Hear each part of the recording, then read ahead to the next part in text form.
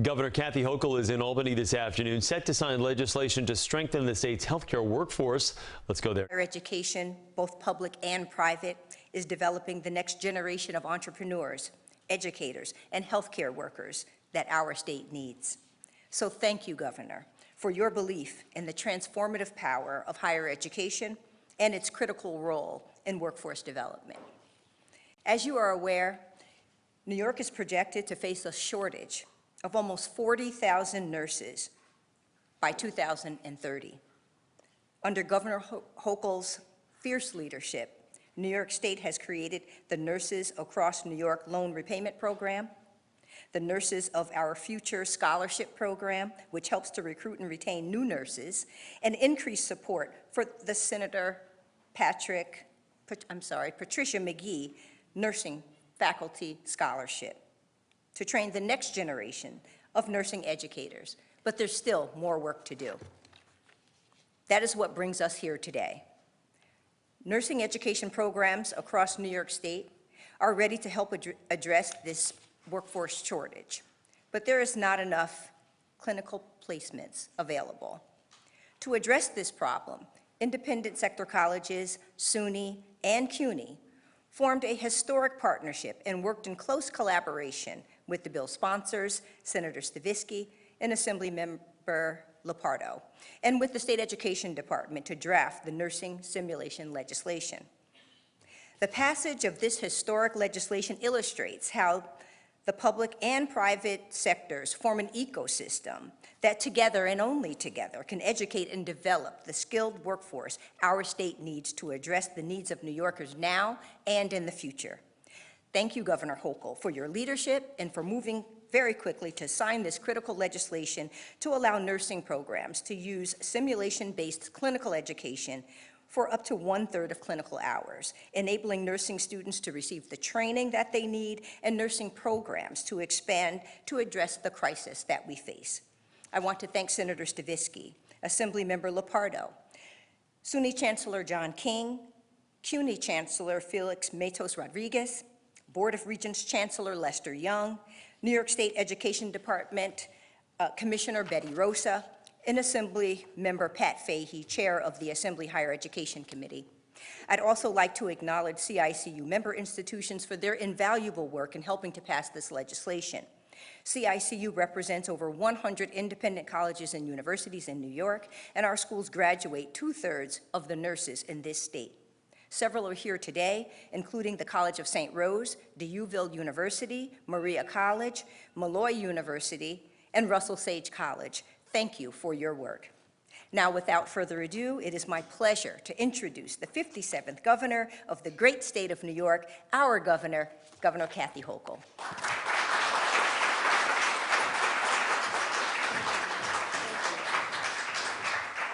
Oh, thank you, Lola. I was asking her how she enjoys being out of government work, but you really haven't left us. So thank you for the great work that you do representing all the independent colleges. And I also do want to recognize our sponsors here today, Senator Toby Stavisky for her leadership in championing this cause, and also Donna Lepardo, our sponsor in the Assembly. Thank you very much. Pat Fahey is also the chair of the Assembly Higher Education Committee. He's been very involved in this as well. We also have James McDonald, the acting state health commissioner. Give a round of applause to our newest commissioner, and to Commissioner John King, our chancellor, and Felix Matos Rodriguez also for the work they're doing as well. So we have a lot of people here, and also all the students. Raise your hand if you're a student. All right, thank you very much. Maria College, I believe.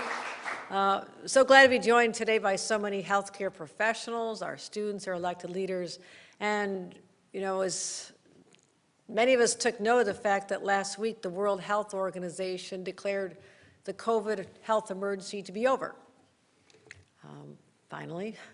But here in New York, we're really still dealing with the aftermath, the effect that is just so pervasive throughout society, and the sense of vulnerability that many New Yorkers have, having seen our state hit the hardest, city of New York particularly hit the hardest.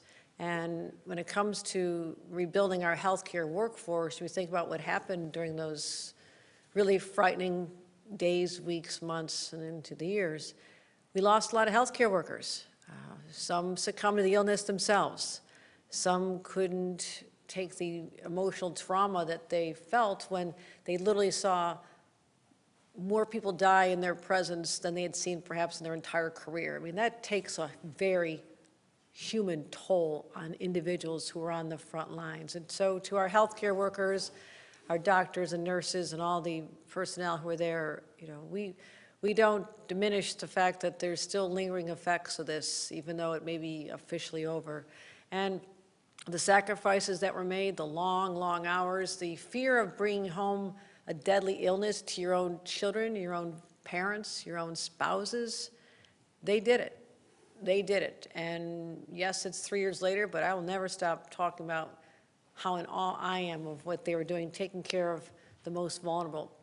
And so you heard from Lola, we do have a nursing shortage. That's not good news. This is a time when we need to have more people, not just from what we saw during the pandemic and the loss of workers there, but also an aging population and the challenges that people face as they get older and have, you know, living longer, living a lot longer. And so that brings upon the demand for more healthcare workers overall.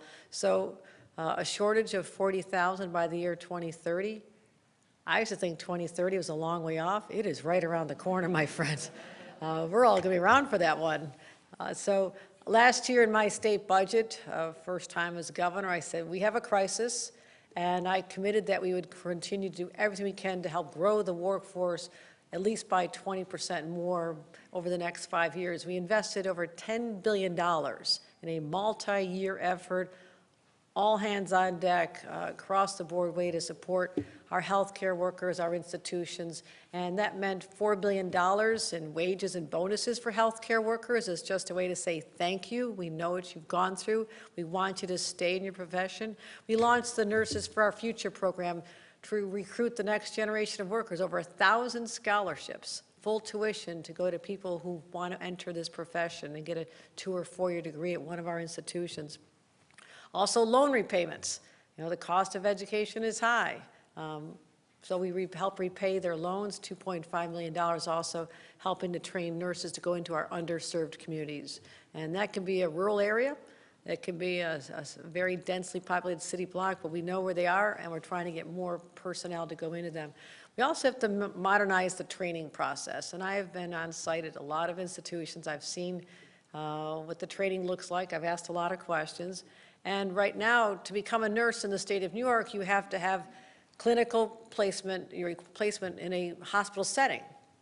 That's great. Sounds good. I'm sure it worked at one point. It can be tough right now for schools to find the ability to place people, find a lot of logistics involved, and it's basically less convenient for people. So yes, it's a good way, but it's not the only way. And I've witnessed everything from a robotic model that I helped deliver a baby when I was at a hospital. So I think I'm going to stay right where I am in my career. But it also reminded me that, you know, these are so realistic, and the experience is basically identical, it feels, to what you'd be doing if there was a real person that I was attempting to deliver a baby from. So we have high-tech, high-quality simulation training available to us now, and experts say it really is just as good as the real thing. And so overseen by the Department of Education, again, Commissioner Betty Rosen, I thank her for her leadership. It allows students to provide health care on a simulated patient. It offers more opportunities to be even in more intense situations and scenarios that even might not occur in a clinical environment. Think about that. You have everything thrown at you. You may or may not if you're dealing with real people. So in that sense, it's really an enhanced education. And healthcare professionals, public health leaders have been singing the praises of this for years, and so this is fantastic. It's a safe place to learn, help students manage their critical thinking, manage stressful situations, build teamwork, that camaraderie you need when you're on the floor and everything's going off and it's a tense situation. And so simulated training, now we like to think we're #1 in everything in New York, and we are #1 in many things. It's available in 31 other states. So this is not an area where it's actually, what you can say is nation leading. And so here we're saying, why not New York? What's taking so long? So we're going to make sure that we prioritize learning without sacrificing patient safety. And this will help clear the logjam, expedite training, and deliver an influx of nurses that are needed right now. So that brings us here today.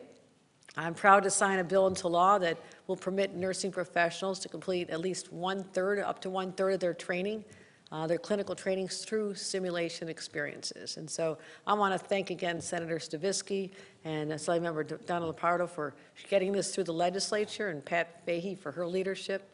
And as governor, I'm doing everything I possibly can to support the healthcare community, and particularly nurses, and trying to lighten the burden and get more of them. Think about this. The more nurses enter the system, enter the workplace, it takes some of the pressure off those who've been just trying to keep it going during some really tough times when they're just not seeing the number of colleagues on the floor managing the workflow. So it didn't just, think about the pandemic, as I mentioned at the beginning, it didn't just put a spotlight on the need for more personnel, more professionals. It also showed us the importance, the critical importance of state-of-the-art research facilities. I mean, these vaccines, these life-saving measures weren't just dreamed up anywhere. They were with highly professional organizations, a lot of them are public health labs, and finding new treatments for diseases that we have today and those we may not even think about that'll be there in the future. And so we are blessed to have this right here in Albany. Many people across the state were not even familiar with the words, the Wadsworth Center until the pandemic hit. And we realized that there are people, and I've walked through there during the pandemic and afterward, and I was so in awe of the individuals who worked morning, noon, and night. Unsung heroes, people not aware that they were literally developing life-saving treatments and vaccines and just doing everything they could with all their expertise, pulling together as a team. And so we have one of the world's premier public health research facilities right here in Albany. And we're proud of that, but now is the time to invest even more. If you've been on the campus, you'd say, this is world premier state-of-the-art? No, no. It fails to meet the demands of today and certainly the demands of tomorrow. So we're more than doubling the investment approved back in 2018. We're committing $967 million to a total investment of $1.7 billion. These are not inexpensive, but they're essential. And we're going to consolidate 5 facilities onto the lab of the Harriman office campus and be completed by 2030. And I'm proud to announce that we've searched the earth for the most talented individual. We found Dr. Leonard Peruski, and I want him to raise his hand and say hello. He's the center's new director. He led the international laboratory operations at the CDC's Division of Global Health Protection. That's a pretty good resume, Dr. Peruski. We're delighted to welcome you to join the family here in the state of New York and really take us to the next level. And I want to thank, again, Commissioner McDonald as well for helping us land the most talented people here as well. He spent over 60 decades guiding research in over 60 countries, and we are so fortunate to have him right here as well. So that's the good news, and I'm feeling really optimistic about how we're going to tackle these challenges that lie before us. Part of it's investing resources into Wadsworth. The other part is getting more people and getting people excited again about healthcare professions. And it's taken a beating, a lot of fear, a lot of anxiety. But when you think about the power an individual has when they have the training and the ability to go out there and hold someone's hand in their scariest, darkest hour and give them some comfort, that is powerful. To me, there's no calling as rewarding as that, as much as it's so hard day in and day out. And again, to the nurses in the room, the Nurses Association, I want to thank them, and we're going to do everything in our power to make sure that we keep our promise to New Yorkers. I always promise that we'll protect the health of New Yorkers, protect the health of the economy, and we have been through a lot together.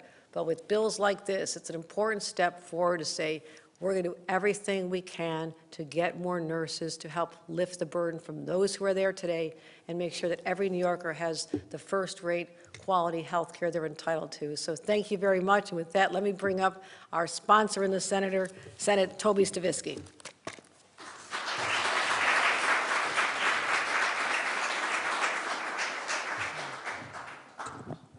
Senator, how are you? I have to stand on this. It's nice and short. Okay. Thank you, Governor. And thank you to the Commission on Independent Colleges and Universities. Lola, your office came to me a couple of years ago and said, we need help and we have a solution, and I certainly want to acknowledge you and everything that you have done.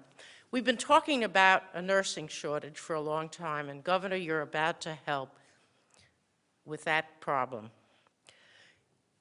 Lola mentioned the Senator Pat McGee scholarships.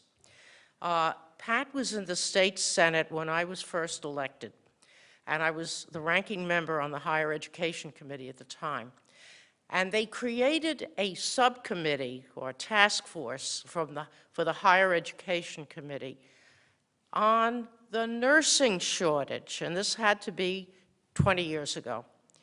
Pat's mother was a nurse in the southern tier of New York, and she held hearings throughout the state, and I attended many of them, on how to resolve the nursing shortage. So this is obviously a problem that is not new. But today we're going to do something about it. In addition to the scholarship money that the governor has provided over the last 2 years, we're going to do something about it and make use of the technology to train a new generation of nurses with hands-on, literally hands-on experience. Doesn't have to take place in a hospital setting anymore. And this legislation, I hope, will make a profound difference in people's lives.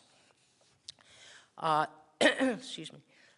The question of where can we find new nurses? Obviously, the nursing the nursing schools are going to be one area, but we've got to look for creative ways, I think, to find additional nurses. There are a lot of nurses who are New York State trained and licensed nurses throughout the state who left for a variety of reasons, perhaps to raise a family, perhaps they were burned out. But I believe that the next step has to be to find these nurses and give them the incentives to return, whether it be economic, whether it be support, whatever. So I look forward in the days ahead to working with all of my colleagues, and I particularly want to thank Assemblymember Lepardo, Assemblymember Fahey, the staff from the State Senate and the Assembly, and particularly CICU, as well as the support we received from the City University of New York, the Chancellor Matos Rodriguez, and SUNY, and the Chancellor John King, and the State Education Department, which came on board with all of the amendments. They did a remarkable job in helping us literally cross the finish line. So I thank you all very much.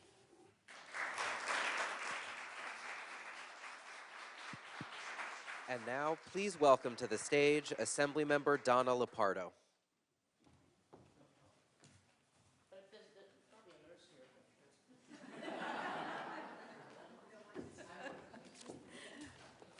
Thank you very much.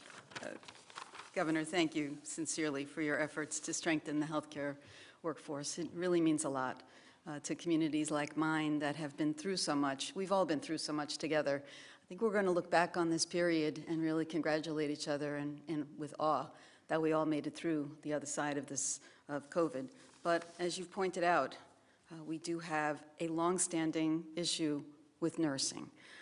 I represent Binghamton, New York, where flight simulation was invented 100 years ago.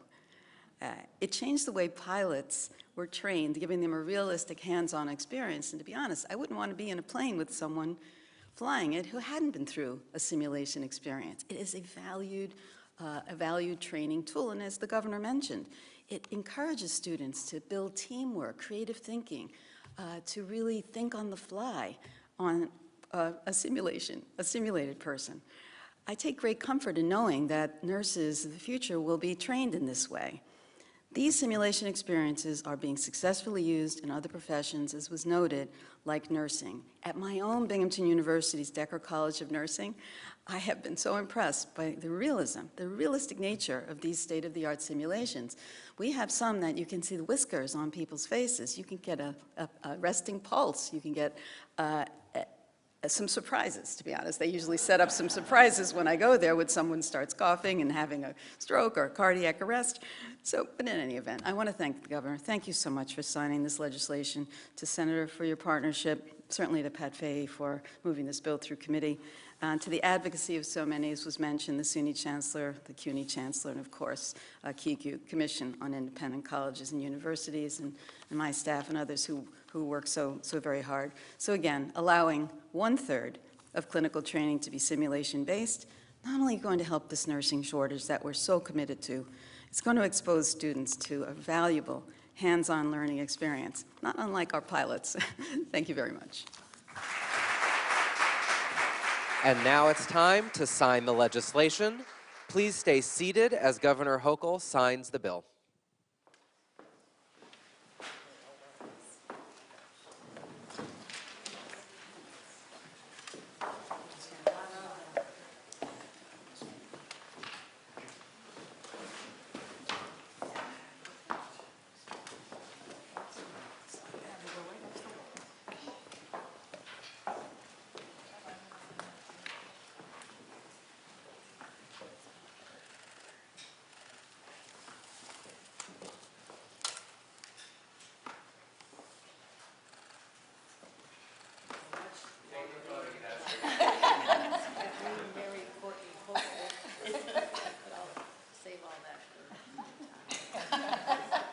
Congratulations.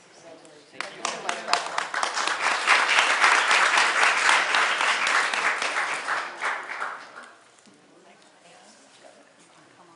Folks, once you get the pen, you can come on down. Thank you, Governor.